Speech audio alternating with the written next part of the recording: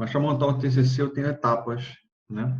E a montagem do TCC é exatamente a mesma forma para quem está fazendo uso, por exemplo, de uma monografia para fim de curso, uma pós-graduação, para um mestrado, um doutorado, só que os objetivos são um pouco diferentes. Mas a confecção do TCC, ele tem uns padrões para que você monte, né? Diferente, por exemplo, da montagem de um artigo científico. Mas o TCC segue algumas etapas. Então, a primeira etapa, na verdade, para você montar um TCC, né, montar um trabalho de fim de curso, é escolher um tema. Então, dentro de um momento, dentro da instituição onde você estuda, você tem que escolher um tema. Que área te chamou mais atenção? O que te chamou mais atenção dentro, dentro do curso que você está, né? Que tipo de assunto te interessou bastante, tá? E uma coisa que tem que estar muito importante na cabeça de cada um. Esse assunto que a gente quer falar sobre ele não pode ser inventado, não é um assunto que a gente queira falar de grande escala, tem que ser alguma coisa que alguém já presenciou, já participou dessa fala, né? Já escreveu muito sobre esse assunto. Então, o interessante é que o tema que você escolheu, né, ele tem que ser bem estudado, né? Tem que ter uma série de pessoas que já falaram sobre o assunto e a importância que você tem que ter de colher essas informações. Então, inicialmente, você escolhe um tema. Então, eu vou exemplificar a todo momento para facilitar o andamento do nosso bate-papo. Tá? Então, o primeiro aspecto é a escolha do tema. Escolher o tema, ok, tudo bem. Vamos dizer que eu escolho o tema, o assunto de ontem da aula que eu ministrei para a UniAbel no curso de fisioterapia de reumatologia.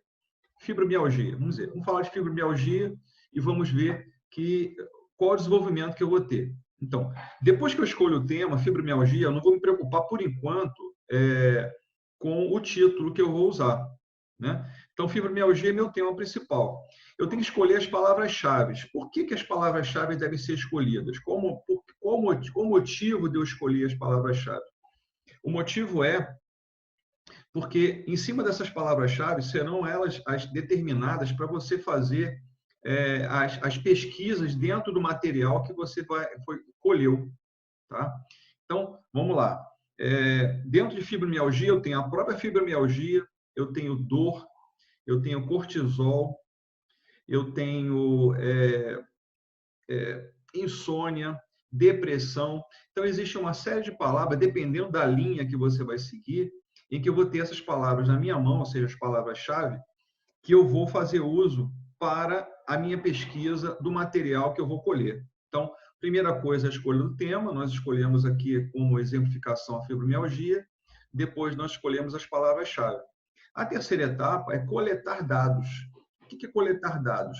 É você tirar tudo que você tem de proveito na internet, em livros, em artigos, em revistas, em sites, em que eu possa, através desses materiais, ter a minha base de sustentação. Por que eu falo isso? Quando você monta um trabalho, seja um artigo, seja uma monografia, seja um texto que você vai direcionar, vai escrever sobre ele, eu tenho que ter base. É o que eu digo sempre, o trabalho que é feito ele é um tronco. Se você não coloca as raízes nesse tronco, ou seja, as citações dos autores, você tem um tronco totalmente frouxo. Então, você não dá sustentação para esse trabalho que você está ministrando. Então, eu tenho que ter os autores que me dão a base de sustentação, aqueles que vão me ajudar a manter esse trabalho e defender esse trabalho quando eu for apresentar. Tá? Então, primeiro eu escolhi o tema, depois eu escolhi as palavras-chave e agora eu vou coletar materiais. Nesse momento da coleta de materiais, eu não vou me preocupar que material eu estou colhendo, apenas se esse material é de qualidade. O que é um material de qualidade? Existe o ISSN, que é um registro, por exemplo, dos artigos, que eles estão bem contidos dentro de alguns sites. Se você for na Cielo, se você for na Unicamp, se você for na PUC, se você for no UFRJ, lá existe uma série de artigos, existe uma série de trabalhos já prontos em que você pode fazer uso. Por exemplo, se eu escolher, de repente, um artigo que fale de fibromialgia, que é nosso tema principal, eu vou, dentro do próprio artigo, lá no final, eu tenho as referências. Vamos dizer que esse artigo fez uso de 50 referências. Essas 50 referências já estão abertas. Então, eu posso fazer uso dessas 50 referências e reutilizá-las, porque as referências são abertas, elas não são fechadas. Apenas se eu for fazer uso de algumas pequenas citações que, segundo as normas da ABNT, são no máximo de 3, eu posso usar 3 pequenas citações que esse autor fez uso. Mas eu tenho mais 50. Essas 50 pode ser distribuída em mais 50, de uma que você pegou daquelas 50 tem mais 50, e de mais uma tem mais 50. Então, às vezes, de um trabalho, que é a minha referência principal, eu monto todo o meu trabalho. Então, primeiro eu escolhi o tema, depois eu escolhi as palavras-chave, agora eu coletei dados. Tá? Depois que eu coletei dados, eu vou começar a ler esses dados. Quer dizer, eu tenho um artigo 1, 2, 3, Y. Então, cada artigo desse eu vou ter que ler. Só que eu não vou ler tudo, eu vou ler o que me interessa. Porque eu vou ter um esqueleto primeiro que eu vou montar. Né? Vou escrever alguma coisa sobre o assunto e vou enxertando com essas citações desses autores. Então, eu tenho que fazer, nesse momento da leitura do material que eu estou colhendo, o que nós chamamos de fichamento. O que é fichamento? Vamos dizer que eu achei um detalhe importante no artigo 1 de uma frase importantíssima para um momento que eu estiver escrevendo. Então, eu vou fichar o artigo 1 na folha tal, tem a frase tal, o autor é tal. Pronto, guardei. Sabe por quê? Se eu não fizer esse fichamento, vai chegar um momento que eu vou ter, sei lá, 300 citações. Caramba, onde foi mesmo que eu li isso? Onde foi que eu li isso? Pronto, lascou-se. Você vai ter que ler tudo de novo. Perdeu tempo. Então, quando você vai minuciando, você vai separando, através do fichamento, cada pedaço desse, você consegue, em momentos, ir lá, olha, o assunto, eu vou separando em pastinhas. Aqui esse cara que falou da fibromialgia na definição, esse aqui falou na fisiopatologia, esse aqui falou no quadro clínico, esse aqui falou de depressão, esse aqui falou de insônia. Então, você vai separando dentro dos quadrinhos, né, dentro das minhas pastinhas, cada assunto da relação que eu tenho com as palavras-chave. Tá?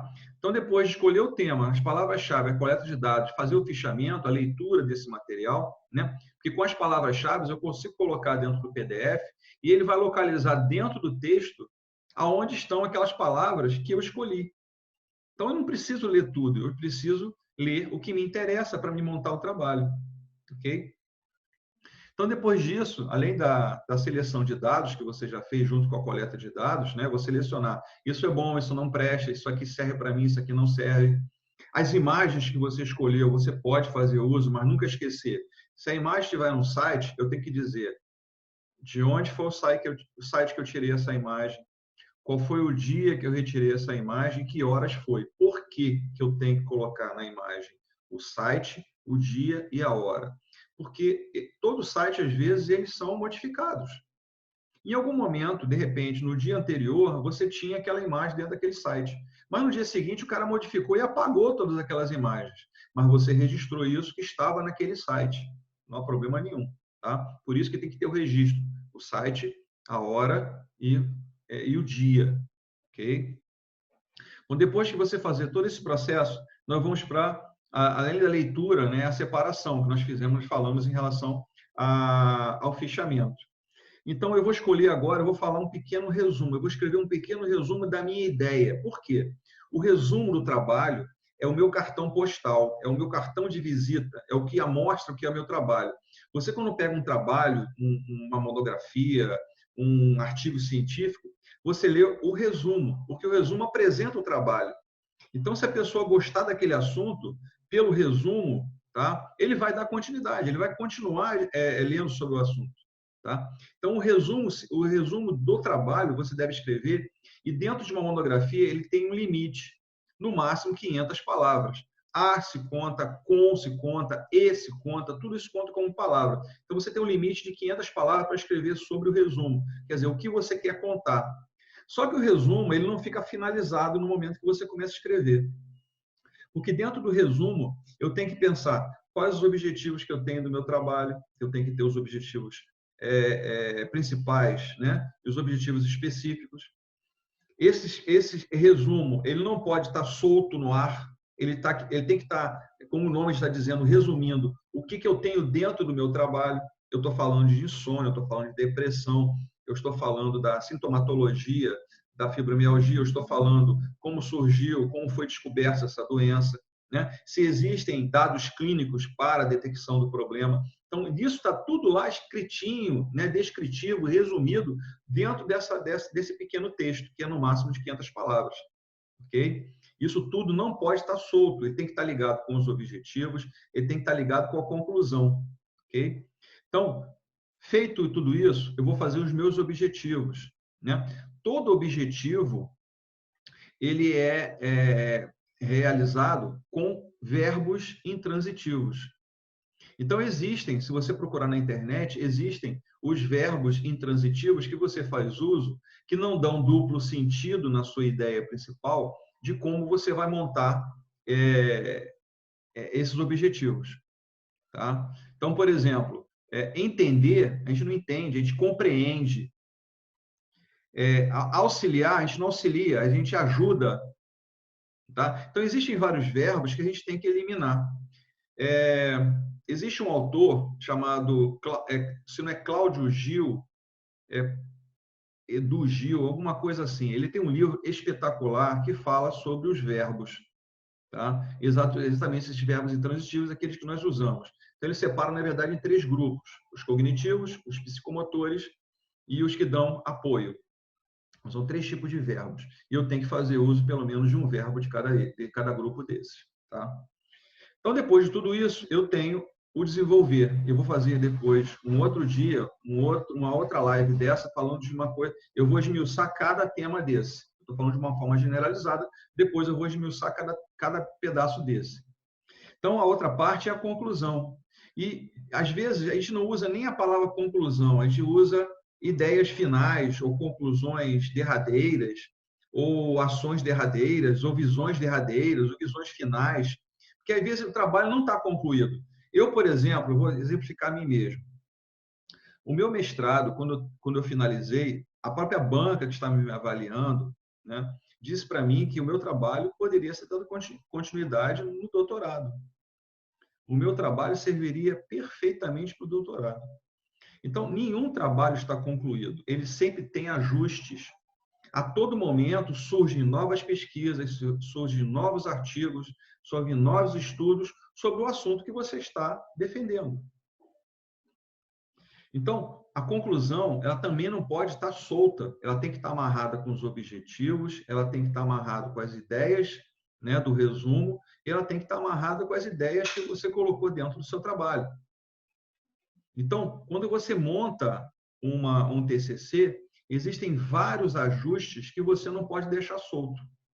Por isso a necessidade, quando você monta um trabalho desse tipo, a orientação. Você tem que ter um professor que te oriente, que te dê um final, que te dê um espaço, que te dê uma orientação de como você vai proceder.